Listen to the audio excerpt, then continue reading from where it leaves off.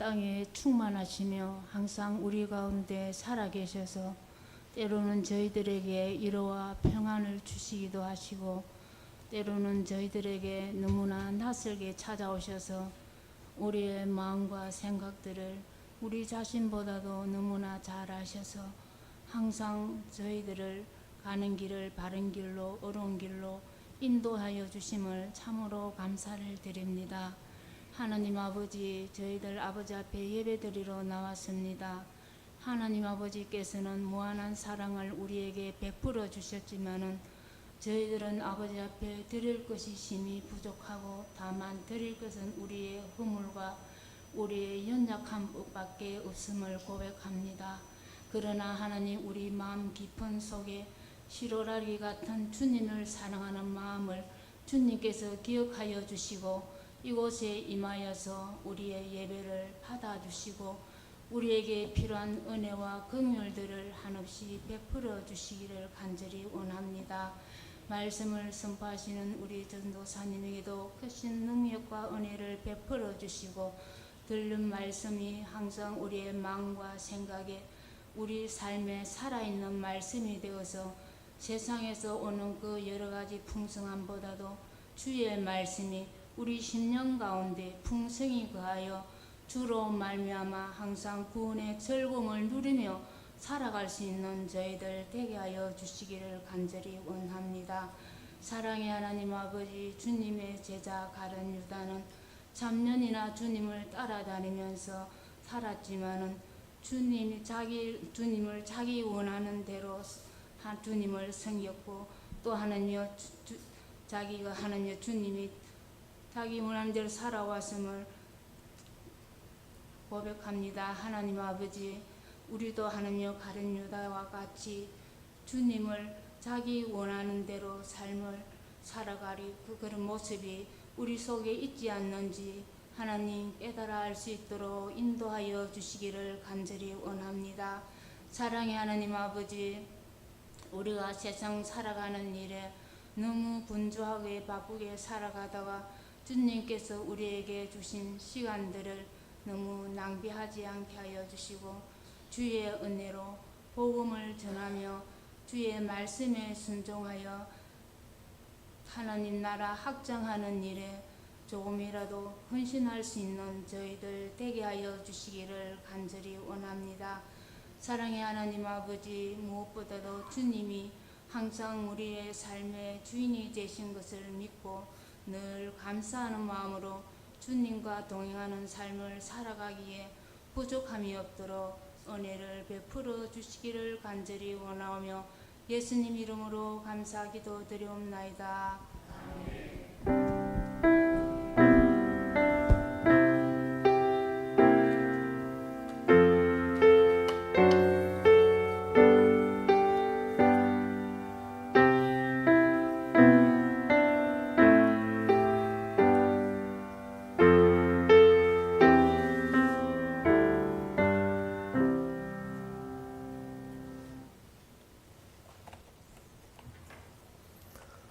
찬송가 452장입니다. 452장입니다.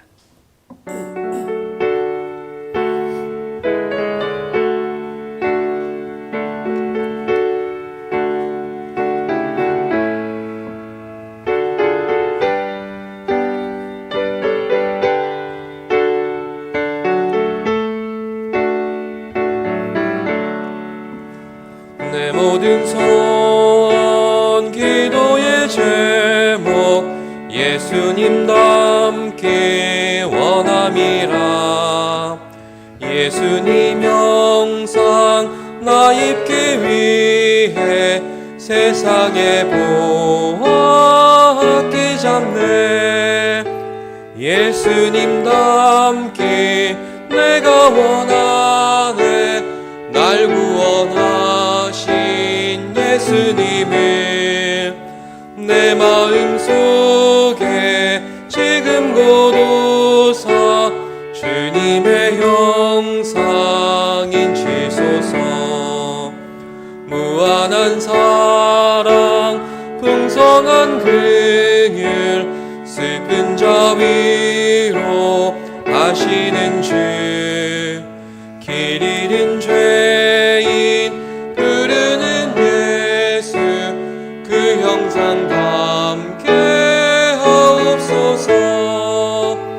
예수님 닮기 내가 원하네. 날 구원하신 예수님을 내 마음속에 지금 거두사 주님의 형상 인치소서.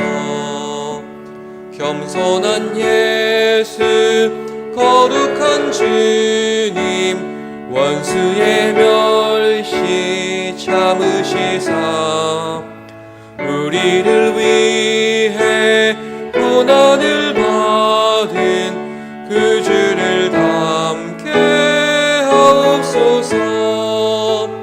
예수님 닮기 내가 원하네.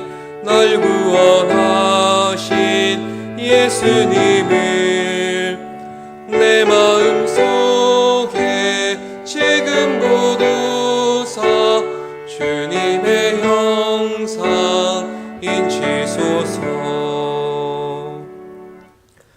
이 시간 우리에게 주시는 말씀은 누가복음 15장 25절에서 32절까지 말씀입니다. 누가복음 15장 25절에서 32절입니다.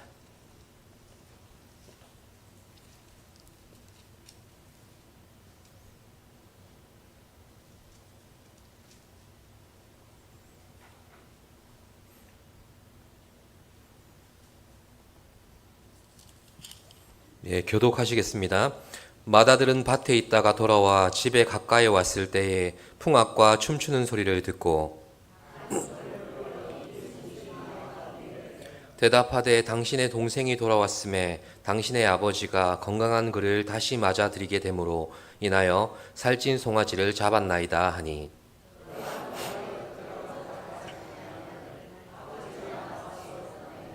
아버지께 대답하여 이르되 내가 여러 해 아버지를 섬겨 명을 어김이 없거늘 내게는 염소 새끼라도 주어 나와 내 벗으로 즐기게 하신 일이 없더니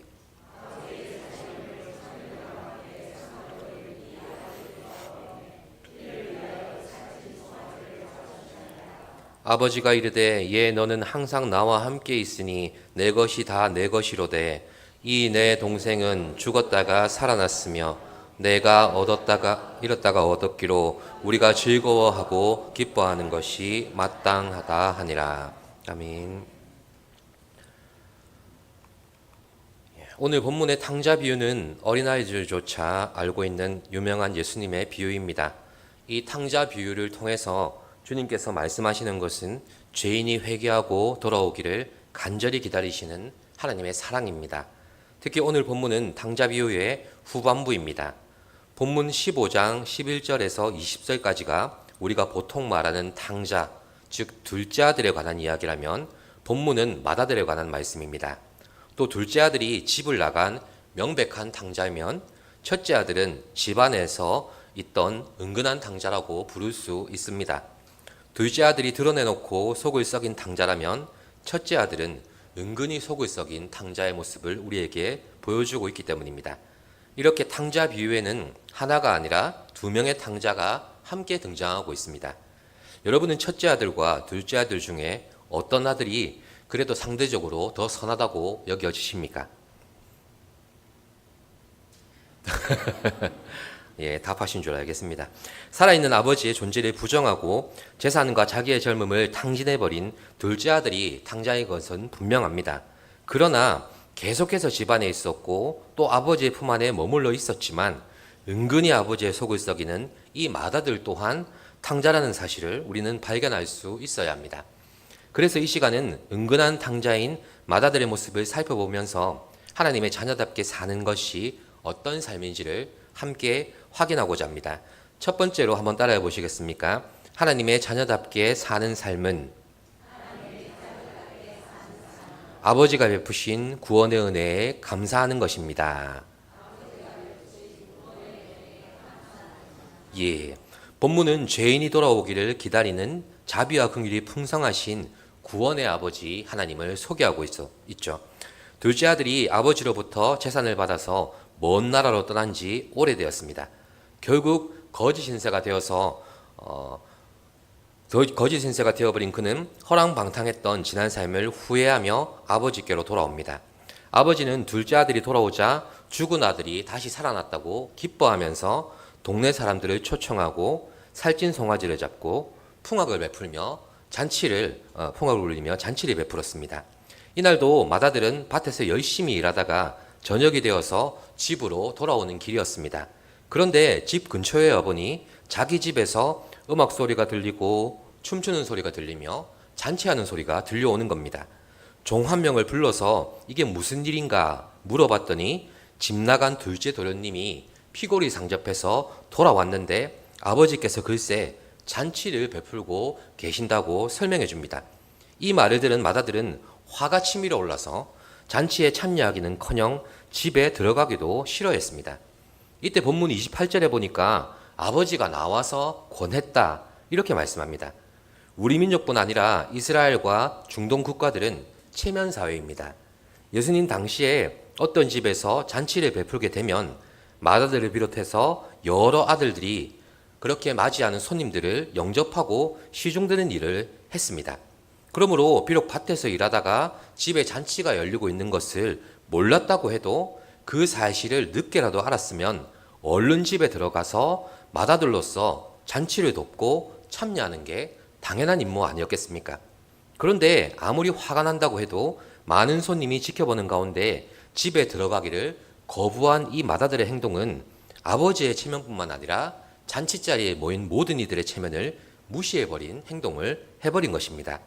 신명기 21장 18절에서 21절 말씀을 보면 완악하고 폐역한 아들이 있어 그의 아버지의 말이나 그 어머니의 말을 순종하지 아니하고 부모가 징계하여도 순종하지 아니하거든 성읍의 모든 사람들이 그를 돌로 쳐 죽일지니 이렇게 말씀하고 있습니다.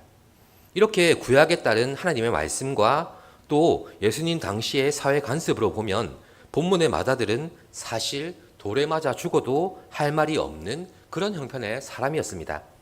결국 본문의 아버지는 충분히 맏아들을 꾸중할 수도 있었지만 28절 끝자락의 말씀에 의하면 아버지가 집 밖으로 나와서 아들을 권했다 이렇게 현재형으로 쓰고 있습니다.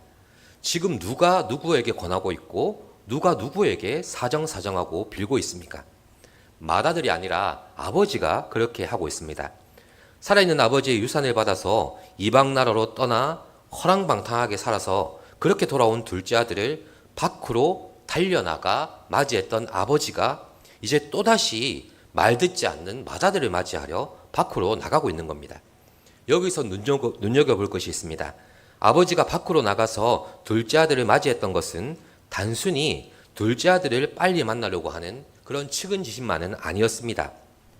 앞서 말씀드린 신명기 21장의 폐역한 자녀를 향한 말씀처럼 혹시나 동네 사람들이 아버지와 마을의 명예를 떨어뜨린 둘째 아들을 먼저 보게 되고 그들이 먼저 뛰어나가서 몰매를 때리고 동네 밖으로 내쫓을 수도 있는 상황입니다. 그래서 아들을 보호하려는 아버지의 심정도 거기에 나타나 있는 것입니다. 마찬가지로 맏아들을 향해서 집 밖으로 나간 아버지의 행동 역시 이에 해당하는 아들의 모습을 보호하고자 했던 그런 아버지의 의도가 들어있는 것이라고 할 수 있습니다. 아버지의 이 모습은 죄인이 돌아오기를 간절히 기다리고 계시는 하나님의 모습입니다. 오히려 죄인에게 그리고 죄인을 위해서 빌고 있는 본문의 아버지의 모습이 호세아서 2장 말씀에도 나와 있지 않습니까? 호세아 2장에는 하나님의 명령으로 음란한 여자 고멜과 결혼하는 호세아 선지자의 사연이 등장합니다. 호세아의 아내 고멜은 자녀를 3명이나 낳고도 다른 남자와 눈이 맞아서 가출해버렸습니다. 고멜이 남편 외에 다른 남자와 음행했다는 것은 성경에서 허용하는 합당한 이혼 사유입니다. 그럼에도 불구하고 호세아가 집 밖으로 고멜을 찾아서 나섰습니다. 그리고 호세아서 2장 14절에 보면 고멜이 그렇게 찾아온 호세아를 향해서 용서를 빈 게 아니라 호세아가 타일러 위로했다고 말씀하고 있습니다. 여기서 타일렀다는 원어의 의미는 빌고 사정사정하는 것입니다. 호세아 선지자가 지금 빌고 사정사정하고 있는 모습은 도무지 우리의 상식에는 맞지 않습니다. 고멜이라는 이름은 완성이라는 뜻인데 그 의미 가운데 이미 끝났다, 이런 의미도 있습니다. 그러니 그의 이름이 가지고 있는 그 의미대로 영적으로나 도덕적으로 이미 끝장나버린 여자 고멜을 구원이라는 이름의 뜻을 가진 호세아가 찾아가서 다시 돌아오라고 그렇게 빌고 위로하고 애원하고 있는 것입니다. 이런 호세아서처럼 말씀처럼 오늘 본문의 아버지는 죄로 말미암아 끝장나버린 우리 죄인에게 먼저 찾아오셔서 구원을 베푸시는 하나님 아버지의 모습을 보여주고 계신 겁니다. 실제로 본문의 아버지는 둘째 아들 못지않게 맏아들에게도 인내와 사랑과 긍휼을 지금 베풀고 있는 것이죠. 맏아들은 마땅히 탕자 동생이 돌아온 것을 기뻐하는 그런 회복과 구원의 잔치에 기쁨으로 참여해야만 했습니다. 그러나 구원의 기쁨과 감격을 알지도 못했고 누리지도 못했기 때문에 집으로 들어가기를 거절했던 것입니다. 사랑하는 성도 여러분, 영적으로나 도덕적으로나 죄와 허물로 끝장나버린 우리를 당신의 존엄과 영광 그리고 생명까지 버리시며 찾아오셨고 구원을 주신 하나님께 우리는 감사해야만 합니다. 또한 죄인이었고 하나님의 원수였던 우리에게 찾아오셔서 하나님의 끝없는 사랑을 우리로 하여금 알게 하셨던 것처럼 그 사랑으로 우리가 품고 기도하고 있는 불신 가족과 지인들도 주의 크신 구원을 입게 되기를 간절히 소망하시기를 바랍니다. 자, 마지막으로 한번 따라해 보시겠습니까? 하나님의 자녀답게 사는 삶은 하나님의 것을 누리는 삶입니다. 네, 오늘 본문 12절에 보시면 아버지는 둘째 아들뿐만 아니라 이미 맏아들에게도 각각 재산을 나누어 주었다고 말씀하죠. 여기서 재산이라고 번역된 원래의 말은 생명이란 뜻입니다. 생명처럼 귀한 재산이다 이런 말이죠. 그런데 맏아들의 불평과 원망의 내용은 지금 어떤 것입니까? 29절 말씀을 함께 보시겠습니다. 29절입니다. 아버지께 대답하여 이르되 내가 여러 해 아버지를 섬겨 명을 어김이 없거늘 내게는 염소 새끼라도 주어 나와 내 벗으로 즐기게 하신 일이 없더니 이렇게 불평하고 원망하고 있습니다. 내가 여러 해 동안 아버지를 섬겼고 명령도 다 지켰습니다. 그런데 그동안 아버지는 나와 친구들과 잔치를 벌일 수 있도록 염소 새끼 한 마리 내어주신 적이 있냐고 불평하고 있습니다. 그런데 맏아들은 그동안 아버지를 섬겨라는 이 말에서 섬기라는 말을 아들로서가 아니라 종으로서 섬긴다 이런 뜻으로 사용했습니다. 아버지와 아들로서의 관계 가운데 일했던 것이 아니라 종과 노예의 관계로 그동안 내가 일했다 이렇게 아버지에게 대답하고 있는 겁니다. 31절 말씀이죠. 예, 너는 항상 나와 함께 있으니 내 것이 다 너의 것이다. 아버지는 이렇게 이야기합니다. 이미 아버지로부터 재산을 상속받았던 맏아들이 아버지와 아들이라는 은혜의 관계가 아니라 노사의 관계로 주인과 종의 관계로 이해하고 불평하고 있는 이 모습을 보십시오. 얼마나 어리석은 그리고 얼마나 불행한 일입니까? 사실 맏아들에게는 아버지의 모든 것을 이미 받아 누릴 수 있는 특권이 이전부터 있어 왔습니다. 맏아들은 염소 새끼가 아니라 살찐 송아지를 잡아서 친구들과 기쁘게 잔치를 베풀 자격도 이미 있었습니다. 그러나 맏아들은 이것을 누리지도 못했으면서 그렇게 불평한 것입니다. 안 주신 게 아니라 누리지 못한 것이었습니다. 이런 맏아들의 모습이 혹시 우리 모습은 아닙니까? 예수 그리스도를 구주로 영접하고 아버지로부터 천국의 풍성한 유업과 새 생명을 이미 받아놓고도 누리지 못하는 게 우리의 삶이 아닙니까? 주님의 권세와 주님께서 주신 새 생명과 주님께서 주신 기도의 특권과 주님께서 주신 지혜와 평안 또 구하는 자에게 주시겠다고 허락하신 성령의 충만까지 이 모든 것들을 이 땅에서 누리지 못하고 마치 하나님을 믿으면서도 아무것도 없는 것처럼 그런 종처럼 불평하고 원망하고 살고 계시지는 않습니까? 주님은 오늘 우리에게 이렇게 말씀하십니다. 얘야, 너는 항상 나와 함께 있었으니 내 것은 다 너의 것이다. 떳떳이 누리며 살아라. 이렇게 말씀하고 계신 겁니다. 그렇습니다. 하나님의 부요하심과 풍요로움은 과연 누구를 위한 것입니까? 하나님 자신을 위한 것입니까? 하나님의 모든 것은 하나님 자신을 위한 것이 아니라 하나님의 자녀인 우리에게 유업으로 주셨고 상속으로 주신 것입니다. 우리는 하나님의 자녀로서 이러한 영광스러운 상속권을 가지고 살고 있습니다. 우리가 죽은 뒤에 비로소 천국에 도착해서 거기 이르러서 상속받는 게 아니라 이 땅에 살아있으면서 하나님의 것을, 아버지의 것을 누리는 상속권입니다. 우리는 살아서 이 땅에서도 주님과 그 생명과 또한 주님의 그 권세를 누리고 살아갑니다. 죽어서도 주님과 함께 주님의 것을 누리며 살아가도록 약속받은 사람입니다. 그러니 말씀 안에서 주님의 것을 적극적으로 또 믿음으로 또 약속하신 대로 받아 누리며 살아가는 성도가 되시기를 바랍니다. 말씀을 맺습니다. 우리는 집안에 있는 이 탕자의 비유를 통해서 하나님의 자녀의 삶이 어떠해야 하는지 두 가지로 살펴보았습니다. 첫 번째는 구원의 은혜에 감사하며 사는 삶입니다. 두 번째는 아버지 하나님의 것을 자녀로서 당당히 누리며 사는 삶입니다. 그런데 이 두 가지 삶의 모습은 다름 아닌 예수님의 삶을 우리에게 생각해 합니다. 로마서 8장 29절에 보면 하나님께서 예수님을 많은 형제들 중에서 맏아들이 되게 하셨다고 말씀합니다. 또한 히브리서 2장 11절에서 보면 예수님은 하나님의 자녀인 우리를 향하여 형제라 부르기를 부끄러워하지 않으신다고 말씀하십니다. 쉽게 표현하자면 예수님은 하나님의 맏아들이 되시죠. 장자가 되십니다. 우리는 하나님의 둘째, 셋째, 넷째 아들로서 불림을 받고 예수님의 형제로 불러주신다는 말씀을 하고 있는 것입니다. 결국 하나님의 맏아들이 되시고 우리를 형제로 받아주신 주님은 맏아들과 맏형의 사명을 십자가에서 죽기까지 감당하신 겁니다. 왜냐하면 죄와 허물로 잃어버린 하나님의 자녀들을 또한 당신의 잃어버린 형제들을 찾기 위해서 그렇게 하신 것입니다. 이런 주님의 모습은 오늘 본문의 맏아들과 너무 다른 모습 아닙니까? 뿐만 아니라 예수님은 이 땅에 사시면서 하나님 아버지의 권세를 누리셨고 또 하나님의 것을 누리며 살아가셨습니다. 그래서 예수님은 아버지의 것은 다 내 것이라고 분명히 말씀하신 것입니다.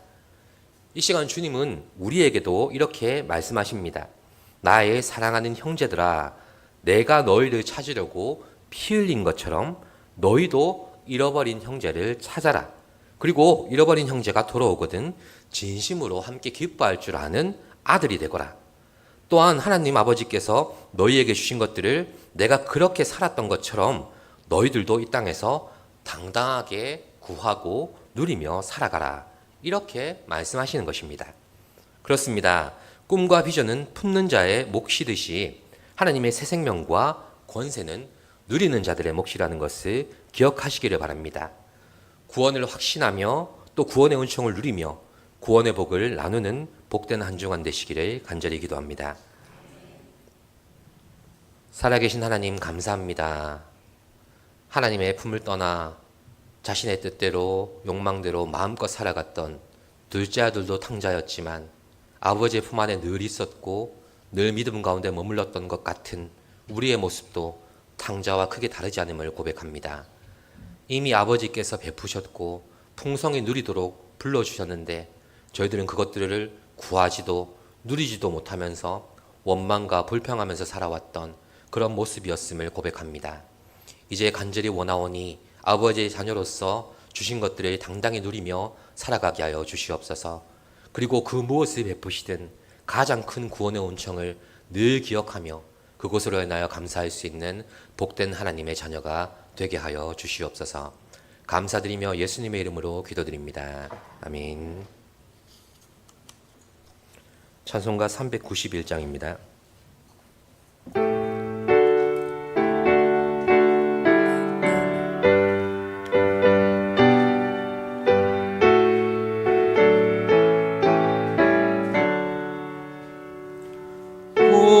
놀라운 그 세주 예수 내 주 참 능력의 주시로다. 큰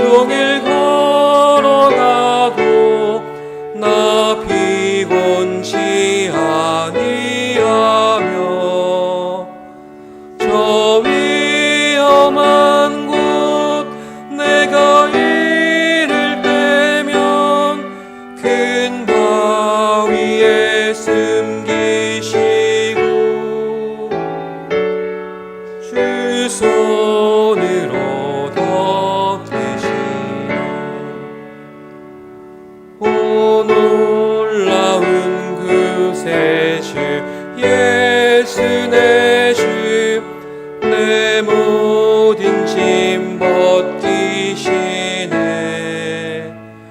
죄악에서 날 끌어 올리시며 또 나에게 힘 주시네 메마른 땅을 종일 걸어가도 나 피곤치 아니하며 저 위험한 곳 내가 이를 때면 큰 바위에 숨기시고 주 손으로 덮으시네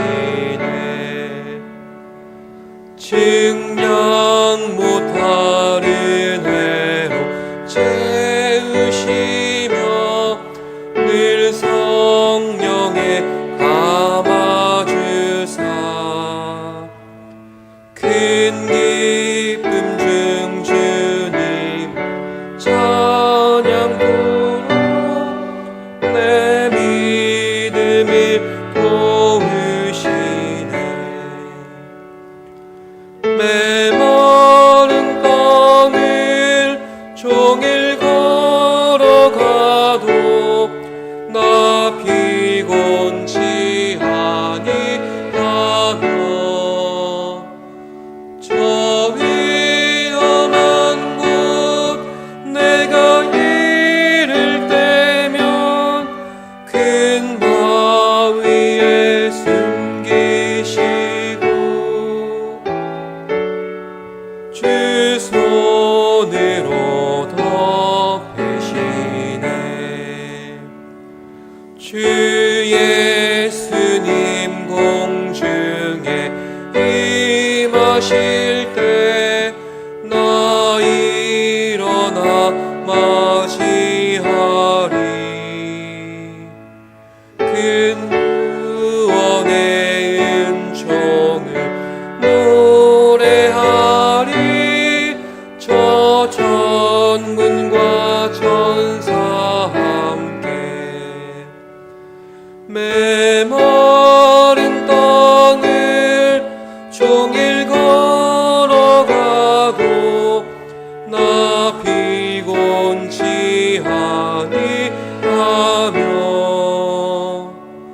저 위험한 곳 내가 이를 때면 큰 바위에 숨기시고 주 손으로 덮으시네. 광고 말씀 드리겠습니다.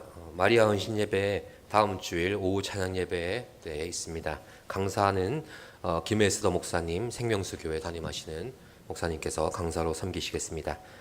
구역장 권찰 모임 예배 후에 바로 있습니다. 기간 원래해 다음 주일 2부 예배 후에 각 지정 장소에서 모여주시기 바랍니다. 항종직 재교육 1차 과정 권사님들을 대상으로 6주 과정에 진행 중에 있습니다. 많은 참여와 기도 부탁드립니다. 주기도문으로 예배를 마치겠습니다. 하늘에 계신 우리 아버지, 아버지의 이름을 거룩하게 하시며 아버지의 나라가 오게 하시며 아버지의 뜻이 하늘에서와 같이 땅에서도 이루어지게 하소서. 오늘 우리에게 일용할 양식을 주시고 우리가 우리에게 잘못한 사람을 용서하여 준 것 같이 우리 죄를 용서하여 주시고 우리를 시험에 빠지지 않게 하시고 악에서 구하소서. 나라와 권능과 영광이 영원히 아버지의 것입니다. 아멘.